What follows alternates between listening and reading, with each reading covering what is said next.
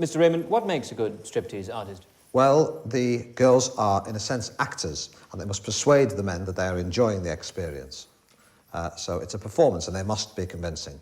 And how did your career begin?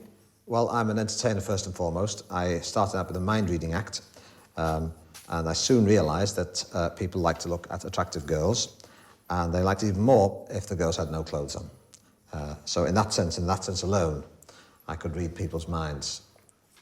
Catherine, this is a labour of love project for Steve Coogan, apparently. He's been wanting to make a film about Paul Raymond for years. Is that a good thing or a bad thing? I think it's a good thing. I mean, it's interesting to think what Steve Coogan might find interesting about Paul Raymond and what sort of he might associate with him. And, you know, what is really going on with this film, I think, is that it's really kind of audacious. It's not very interested in sex or even in nudity or even in titillation and the boundaries between titillation and porn and all that sort of thing. What it's interested in is saying, OK, so you've got this sort of pornographer who sniffs a lot of coke and has a lot of threesomes, but what's really important to him is family and his daughter. And, you know, given Steve Coogan's background, you know, all that sort of stuff, that's quite an extraordinary thing to say. To say it doesn't matter. It doesn't matter what kind of man this was. What was important to him was his family, and that's what brought him down, and that's what's important in life. And that's also what Winterbottom's interested in talking about in something like Every Day. And so, you know, it actually bears more similarities with films like that than perhaps it superficially looks like. And I think the sell on the film is slightly strange because you've got quite a Tony Farino look, you know, you've got the partridge thing and all that. But sort of when you sit down and think, what is this film saying? What it's saying is an apology for Steve Coogan's life. I mean, I don't think he has to apologise for it, but that's what it is, in fact, and that's very interesting. It's an apology for Paul Raymond's life as well. I mean, I enjoyed the film and I liked the fact that it wasn't playing lots of games with the biopic format like, say, 24-Hour Party People did.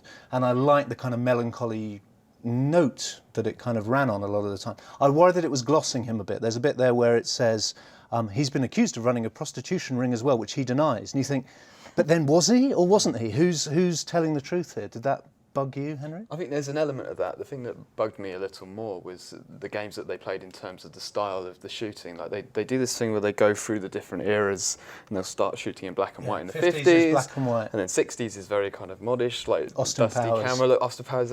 And all of those tricks and different styles really like clagged it up, I felt. So you had these great performances from people like Coogan and Imogen Poots, I thought was fantastic as his daughter. Absolutely brilliant. And you're right, there's a really nice family story at the heart of it, but it's kind of dressed up in this gaudiness that Paul Raymond probably loved, but it just isn't to my taste and was too frenetic, I think, to really get that family drama across. If it is about the family, then the Imogen Poots character is key to it. And that could have easily been this kind of bleating, pathetic, tragic figure. But she does give it a kind of dignity as well, doesn't she? I think it's an absolutely astonishing performance. But I don't think it's actually about the family. I think what they're saying is it's about family. In fact, the fact is that it's not really about family. It's also about kind of, you know, amazing threesomes and girls with great tits and all that sort of thing. I think the message of this film is, so what? So what that you're interested in all this kind of crazy sex stuff? What it's really about is family. And I think it doesn't come off because you don't quite believe that. No. And also, you know, Coogan's persona is so mingled with Partridge, and I know that's a really tedious thing to say, but I think what they've done here is they've made him more of a Partridgey figure than they should, because, you know, at the end where it says, and when he died, Paul Raymond was the richest man in Britain. It's a bit of a shock because they're playing him as a bit of a loser. And okay, so he's a loser in his family life. But in fact, he's an unbelievable winner, you know. And so to make it more dramatic and interesting and coasting a little bit on the Partridge thing, or, you know, even subconsciously, they're playing him like a bit of a buffoon. But he probably wasn't a buffoon if he was the richest man in Britain.